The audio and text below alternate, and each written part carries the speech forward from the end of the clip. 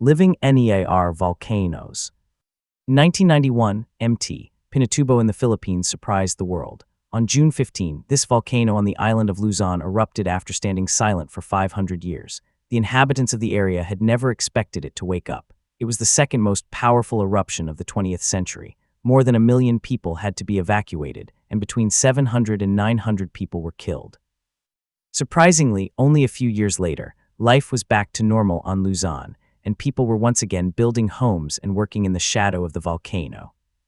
Why do people live near volcanoes? There are logical reasons. They might live there because the volcano is beautiful or because a large city already exists there. In many countries, people migrate to cities to find employment.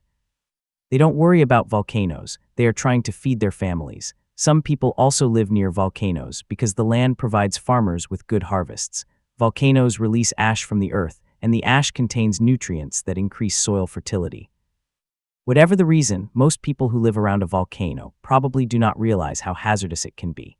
Volcanoes and their surrounding environment are beautiful places to live, work, and recreate, and the number of people moving into volcanic hazard zones is increasing in post-industrial as well as developing countries, said C. Dan Miller, chief of the U.S. Geological Survey's Volcano Disaster Assistance Program.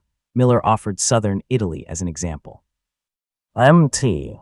Vesuvius is located right on the edge of Naples, and it has a 2,000-year history of eruptions. Yet there are 3.75 million people living within a 30-kilometer radius of the summit.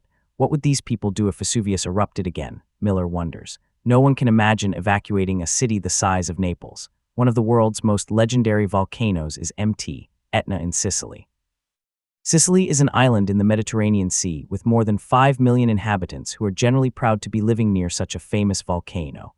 MT, Etna has been very active over recent years, with eruptions nearly every year, but the eruptions are calm enough to attract countless tourists wanting to see a safe, active volcano. These eruptions are beautiful to watch, and observers are rarely hurt.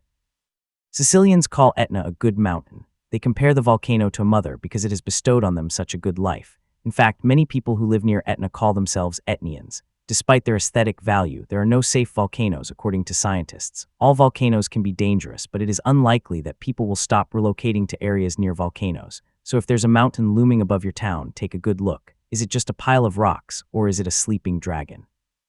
Hot springs. Most people will never see a volcano erupt, but volcanoes are not the only way that the Earth reveals its inner energy.